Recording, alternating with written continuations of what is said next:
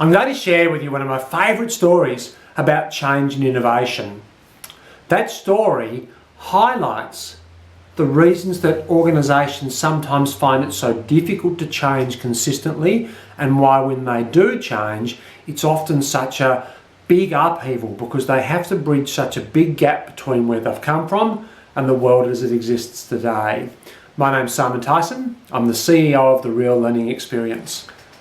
A few years ago, I was working with the senior management team at a major fire service. They were sharing with me their frustrations in the process of adapting, of evolving, of growing, of innovating and changing. I asked them the question, are there still rules, processes, procedures in place here that actually don't serve any purpose, that bog the organisation down in the way things have been, rather than allowing it to embrace the future? One of the participants, the oldest man in the room, said to me, I've got a great example and I bet no one in this room can answer the question. He then described a ritual that occurs in that fire service. Every evening, the garages that house the fire trucks get swept out. Every Saturday morning, the trucks are taken out into the street and the entire garage is hosed out. He asked the question, does anyone know why we do that?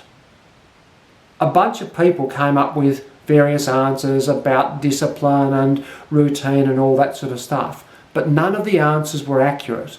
I want you to stop for a minute.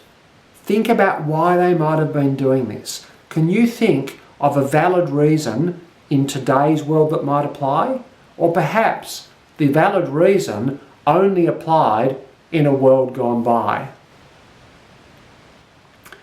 After a number of people took guesses, one person finally said, is it anything to do with horses? And of course that was the answer. This routine, this protocol was established in the days that the fire engines were horse-drawn. And of course, sweeping out and hosing out was pretty significantly important in those days.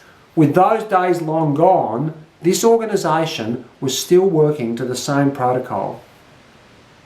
Of course, there may be reasons that it's still valid, but that was the original reason the protocol was established.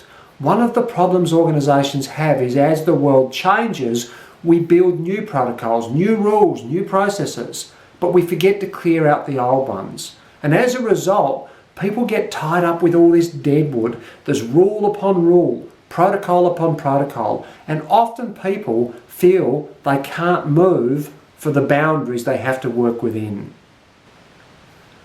One of the most important things you can do as a leader to encourage your people to consistently grow, to consistently change and to innovate, but also to give them the feeling that they can make a difference in their role, is to consistently, regularly look at the rules and protocols and challenge them. Does this one still serve a purpose in today's world? Is it something that we could live without and give people some discretion, some freedom to do their jobs?